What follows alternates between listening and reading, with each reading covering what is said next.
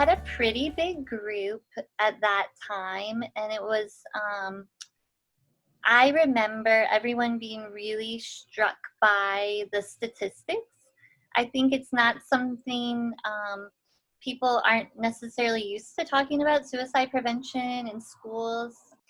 And one of the things that I really remember that that people brought up was when we talked about the statistics and like the myths and facts. Um, People were really surprised at the numbers, especially in our state. And so I remember that really having an impact. And even in that that same training, it was such a safe space to share and reflect that another staff member disclosed that he had lost a family member by suicide. And I thought that was really just amazing that he felt like he could share that and with staff, because this was in the beginning of the school year, so we were also really getting to know each other as well. And so I remember there being a lot of conversation after that. And overall, I found, especially that year, that a lot of teachers, when they were making a referral, they usually like reference the training, like, oh yeah, I remember from the training that this is what I'm supposed to do. Or they use language like the warm handoff, things like that, that they just always came back to. And I thought, okay, they really got it.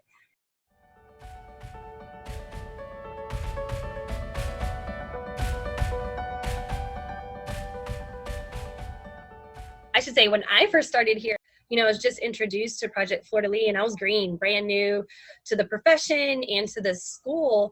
And so they made me feel really comfortable in the training that we went to, just really how to be with other people when you're talking about such a sensitive subject, and when you don't know what everyone's been through already or what their experience is.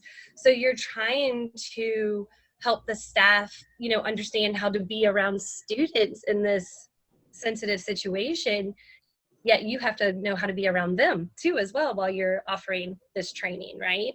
And so we didn't know that one of our staff members experienced suicide, with his family member. And so you have to take all those things into consideration, and what things might come up, and like having the safe space and hand signals and different things like that, and different ways to follow up after you give this information to the staff members. I said that, we had always had a suicide prevention plan in place, on paper that we go over year by year. But when Project Fleur-de-lis, along with Carly and Mary, came in and gave us the training, it really showed me how to be empathetic, have empathy for these students that were going through it. The first, before the training, it was just, I played the dean/disciplinarian role. If you said something that you weren't supposed to, this by our rule book, these are the consequences for it. And really, I guess, again, use the word empathy, didn't have empathy for it. It was just, these are the consequences. This is what you get. You go home, or you go to the counseling department and they talk to you.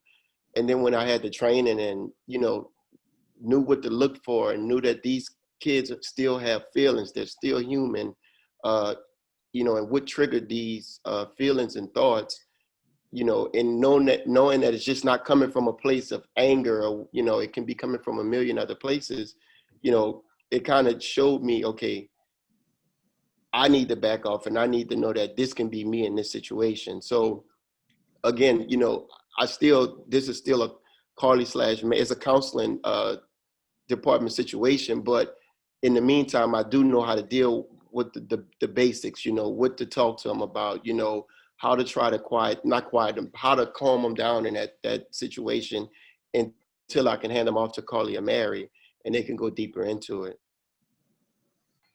Like, I'm every year just still surprised at how many risk assessments that we conduct for our students. And that stands even from when we were a K-3 school.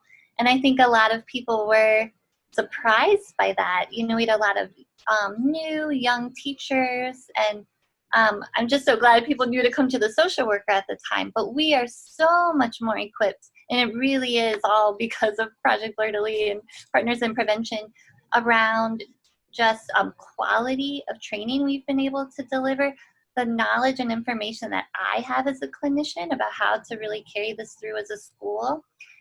Every student and individual like really deserves the attention and the care around this. And you know, it's like you can be so prepared, and I feel prepared and really supported, like I said, by John and Tyle, but it's still not easy to talk to a child or an adolescent who wants to kill themselves, and to talk to their parents about that, you know. And so it's like you don't ever really get used to doing it. And so I'm so appreciative of the research they do and then the way they share it with us, because you don't necessarily have time, you know, in the moment, surely, but you don't really have time. I don't have time to do that kind of like deep dive, um, you know, into all of it. And I just appreciate the way they deliver and share the information. Hi, my name is Kuffa Jones, and I am a Mercy Family Center board member. You just heard about the crucial suicide prevention training program Fleur-de-lis gives our schools. Suicide is a major issue, and they could use our continued support for this important work. Your donation from the website below will enable them to continue to support and train the teachers and staff that care for our children. Thank you for making a difference in the lives of students in our community.